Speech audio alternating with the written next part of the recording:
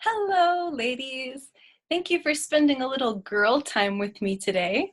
If we have never met before, hi, my name is Gabriele, and I'm the facilitator of an online group called Ambitious Christian Women. You can find us on Facebook. The easiest way to find us is just to go to ambitiouschristianwomen.org, and there inside the group we have like Bible studies, we have opportunities to gather, we have things like challenges and stuff, all designed to keep you following after the heart of Jesus. And our motto is follow God's signs, not dollar signs. So I brought this idea to you guys a little while back. I said, oh my goodness, I lost all of my business attire. I have been traveling. I went to Guatemala for a year, and when I did that with my husband, we sold and gave away like 99% of our belongings, and I had kept just a few pieces, things like blazers and stuff like that, in a bag, and unfortunately, somehow it got misplaced. And so I was faced with this challenge of needing to totally get my stuff back in order, like I'm starting from scratch.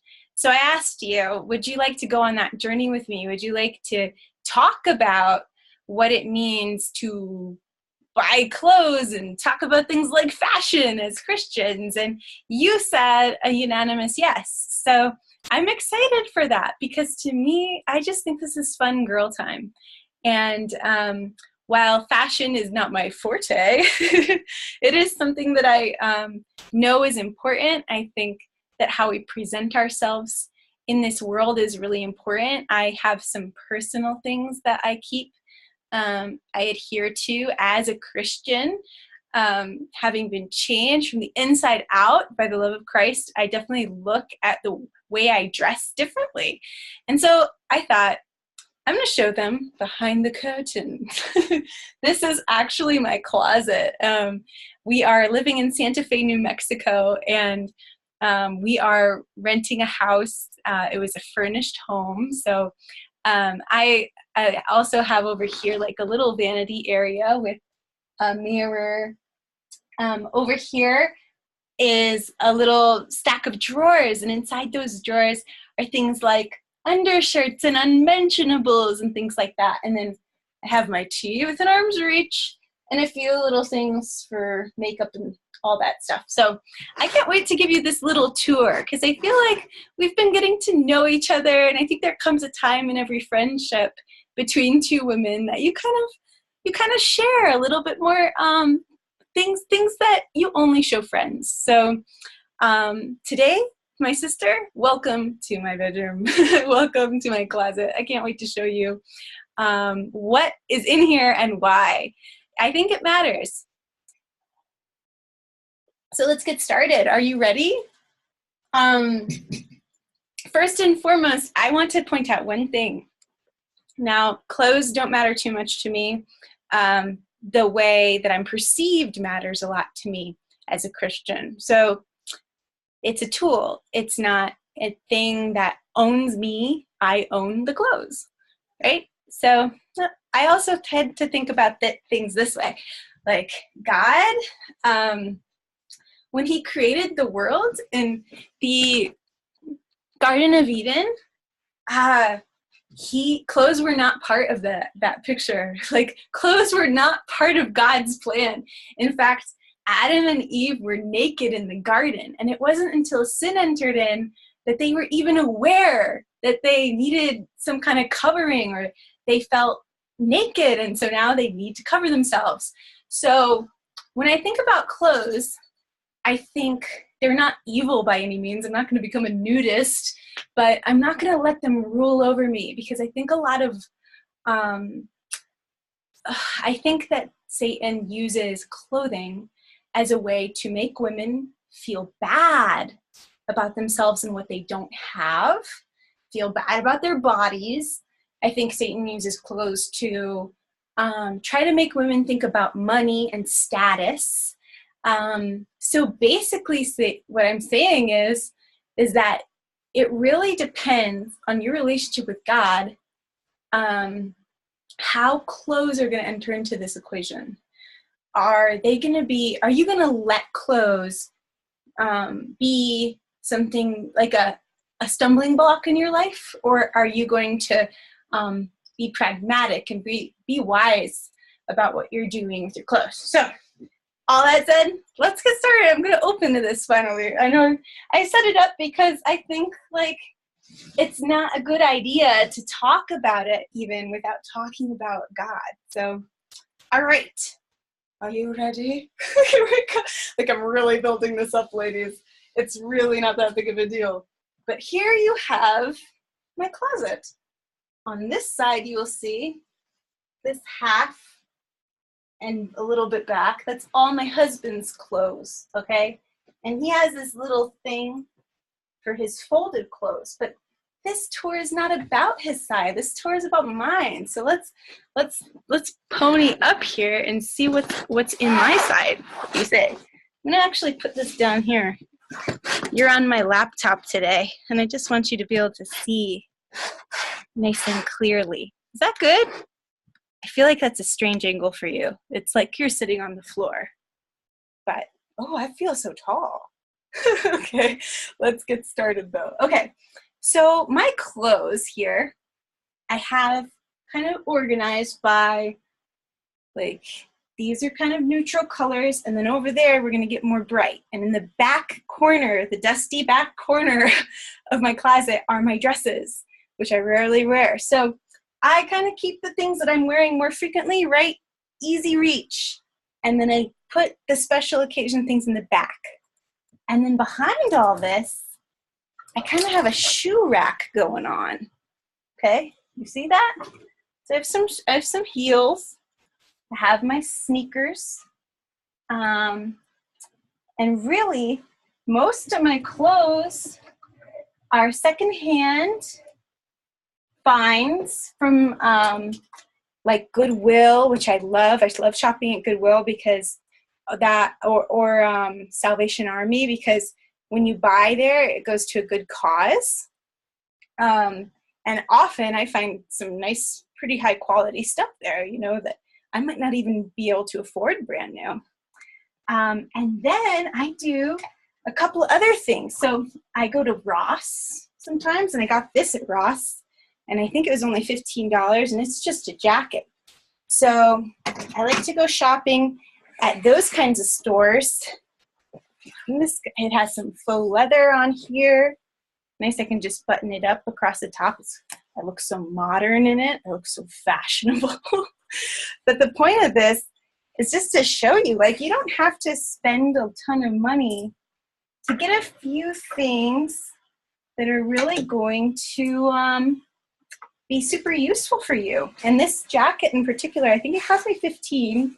And then I looked it up online, and it's still for sale online for $120. Can you believe that? So I just felt like that was a great find, and I love things like that. So I would tell you about every little piece of clothes, but I'm not going to do that. Like, if you ever want me to, I will, but I think that's a little much. Instead, I just want to share with you, like, the places I shop and what I look for when I shop there. So another thing I do, I love these. They're just like throw over your shoulders. I'll try this one on for you. I love things that are just easy. This is just a shawl kind of thing. And both of these come from an online service called Les Totes. And Les Totes, I can give you in the description below this video. I'll put a link so you can try it free. But it is a monthly clothing rental service.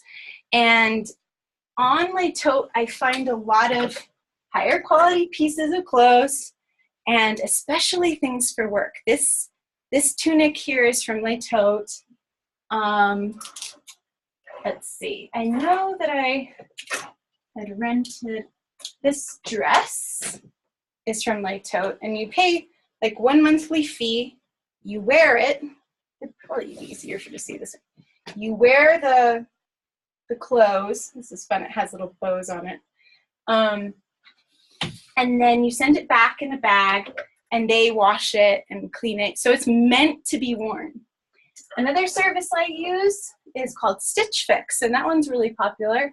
I have a code for you too there to, I think it's like they waive the styling fee or something like that. I'll look at what the code is, but Stitch Fix is a really good place to start if you don't even know anything about style and you just feel overwhelmed by it. You can kind of tell them your style woes. And one of the things I really like about Stitch Fix is you show them your Pinterest.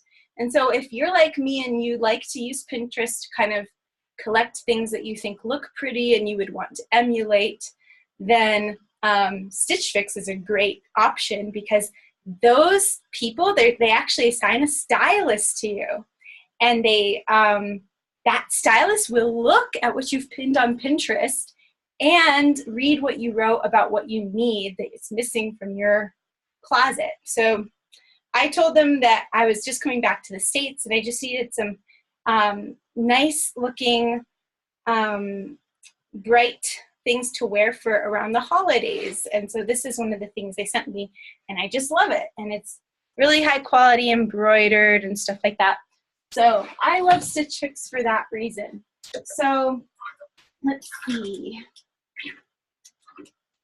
Yeah, this I got at Goodwill. It's just a nice little shirt. So I just have a bunch of stuff like that I've pieced together. Another great place to shop is a store called Savers. Okay, and this dress was from Stitch Fix. Black, it's hard to see black. This dress was from Stitch Fix with a nice scalloped edging. So I wrote to them about like different occasions, and they, instead of me having to go all over the place, they sent me things, which I love. I love getting mail. I like to be surprised. Stitch Fix is awesome. Yeah, so that's kind of like where I get my stuff. This shirt under here was also from Stitch Fix. Can you tell that I like Stitch Fix? I really do. Let's see. Shoes-wise, I get almost all my shoes secondhand. It's like really rare you'll see me. It's really rare that you'll see me like buying brand new shoes. But these, I love shopping secondhand. So these boots, these fun cowgirl boots, I actually found in a secondhand store in Montana, where I used to live. I used to live in Missoula, Montana. Oh, you can see the, that's weird. In the mirror you can see. Yeah, so I have this mirror just stashed down here. It's not for any purpose. These I got at Savers just a couple days ago, these black boots. And then in this whole closet, I really don't have any shoes that I bought new except for these ones. They're so dirty. And these ones. So basically, when it comes to style, I used to dress, when I first wanted to start being stylish, I used to dress in really bright colors, which I think was fun for me and matched my personality maybe. But for me being such a petite girl and having such unique, like, textured hair, it was kind of overwhelming for other people. And I didn't realize that. I wasn't thinking about how I'm being perceived. You see what I mean? So I think that when it comes to style, it's really good to just start with neutral colors and things like cream and white and black and gray. These colors flatter everyone. You don't have to worry, and you're never coming across as too crazy bold. I think that we can easily add in fun colors with things like scarves. So why don't I show you my scarves? Okay, so this is my towel. Please ignore. Okay, so these are my scarves, and they're kind of just hanging. Let me see if I I just kind of stuff them in here, my hat. So I have some goldenrod. I have some blue with a fun pattern, bright red. Here's a bright orange. And then I have a nice high quality cashmere scarf, which was a gift. And then this, I don't know, it's soft. I think it's chenille. So I pull in colors with scarves, which I think is less overbearing. So if, say, I wanted to incorporate some color in what I'm wearing now, I would just maybe do this, right? And I would just take a little more time. I am not a style person. I am just showing you as a friend what I've got going on. So yeah, I would just add in color like this. So really, I think that the way we dress doesn't have to be too overwhelming, right? We can have fun with it, but it doesn't have to be like silliness where we're looking really bright and crazy. We can just take it easy. So, okay. I mean, I could show you more. Do you want to see more? Do you have time? If you have time, I will show you more. I have some jewelry that I like. I like things that are more natural, like little earrings with, you can almost see them actually from here. I like anything that looks like from nature, I like. But as we close here and I show you the final things, I just want to remind you about something kind of cool that's found in 1 Peter. In 1 Peter chapter 3, I find this verse that says, "Your beauty should not come from outward adornment, such as braided hair or gold jewelry or fine clothes, but from the inner disposition of your heart." The unfading beauty of a gentle and quiet spirit, which is precious in God's sight. So as you begin to approach your wardrobe and just try to maybe tone it back, which is what I'm recommending to you, like go more natural, go more neutral, be less intense with your clothes, be less patternsy and more basic. I think you're going to take a lot of the pressure off yourself when you start to do your shopping secondhand and find these like neutral, easy kinds of pieces that flatter you, rather than trying to make yourself look like someone you're not, or make yourself look rich and things like that, which I don't think are pursuits that are becoming of a woman whose heart is after the Lord. Also, one last thought here before I close is just that for centuries, and even to this day, clothing has been used to control and to relegate women into positions of being subjected, being used, or abused even. One example would be the way that even little girls' clothing now is so skimpy, like short shorts on a little girl and things like that, that really play to, unfortunately, a growing prevalence of people that are just, and I hate to say this, it sucks to have to say, people that are really after young kids in a sexual way. It's very sad. And also, on the other side, we have women who are forced to wear black full coverings with just a little slit for their eyes in the heat, and it's very sad to me. I think we're fortunate if you're watching this, you're likely in the United States. I know most of my viewers are in the United States, and we're fortunate to have freedom of choice over what we wear, and we're fortunate to have the Holy Spirit with us to help us discern how we're going to dress ourselves in a way that's pleasing to the Lord without being over the top, without drawing too much attention to our curves, which I don't have very many, so I don't have to worry about that. And just dressing even our children in a way that isn't going to subject them to people looking at them in the wrong way because of their inner darkness, you know?